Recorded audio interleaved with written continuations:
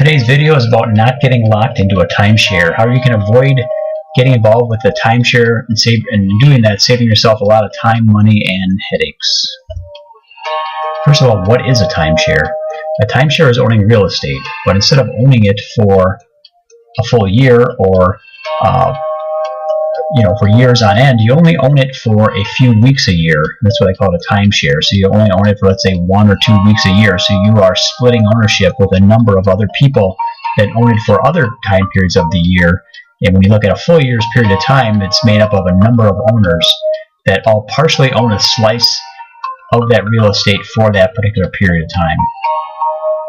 Just like any other piece of real estate property, typically a deed is recorded in the county where that property is located that shows you as a rightful owner. And many people have gotten into these timeshares as a way to get to a vacation type destination where they can, in their minds, use that property during their ownership weeks.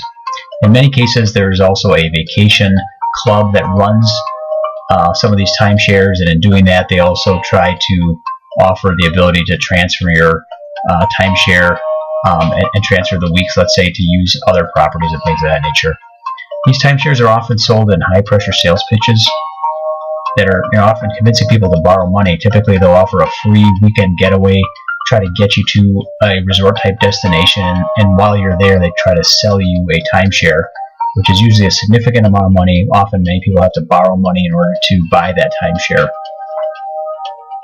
Now, what happens after you own the timeshare?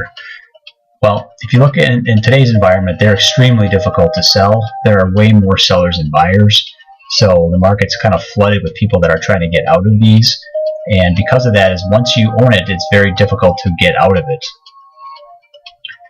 While you do own it, you are required to pay those annual maintenance fees, which goes along with that timeshare property. Consider it like owning a condo, for example, where you have to pay condo fees. You have to pay annual fees as well for upkeeps of the building and maintenance and things of that nature. You are required to pay those. You cannot just abandon the property. You have to pay those, and typically those are billed out, let's say, on an annual basis. And typically they're hundreds of dollars, if not more. If you can't use your timeshare, that's too bad. You still have to pay these annual maintenance fees.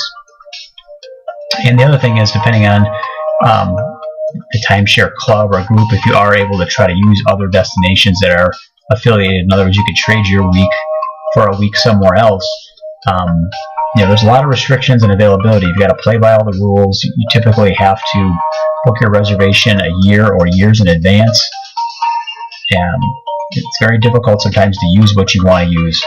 Like I said, there's not a lot of flexibility. You're locked into using either your particular timeshare or something in that network. That's it. If you want to go on a vacation somewhere else, well, you're going to still have to pay for this timeshare that you purchased.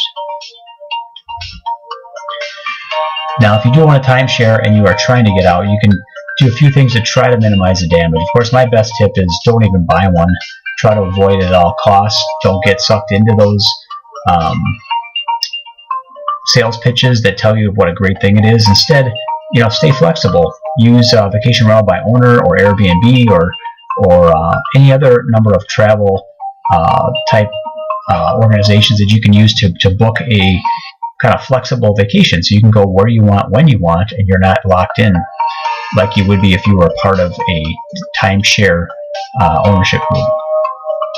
You can try to sell it. I actually inherited one in an estate and tried to get out of it. It was very difficult. I did take some advice, and I got on the timeshare users group, and I did list it for sale, and I did luck out. After a number of months, I finally did find someone that was willing to buy the timeshare. It ended up costing me to sell it because, again, they're not really worth anything nowadays, but I was able to get out from under those annual maintenance fees. Don't ever pay anyone upfront to sell it for you. There's a lot of scams out there where people are trying to take advantage of individuals that are trying to unload their timeshares, and they'll say, well, just pay me a commission up front. They'll pay me an upfront marketing fee and I'll sell it for you. Don't ever do that. Go through a legitimate site like Timeshare Users Group and just list it. And there are some transfer organizations that will handle the transfer paperwork. It does take a long time. My particular case took me 4 months, but I was able to finally get through that process. Until you can sell it, you should try to use it if you can, so at least you get your value out of it. If you're paying hundreds of dollars a year in maintenance fees, you should try to use that property. If you're unable to use it for the time periods available, then you should try to rent it out to a guest, if possible, so at least someone else could pay you to use the property, so you could either recover all your costs or at least some of your costs. So I hope this video was helpful to you.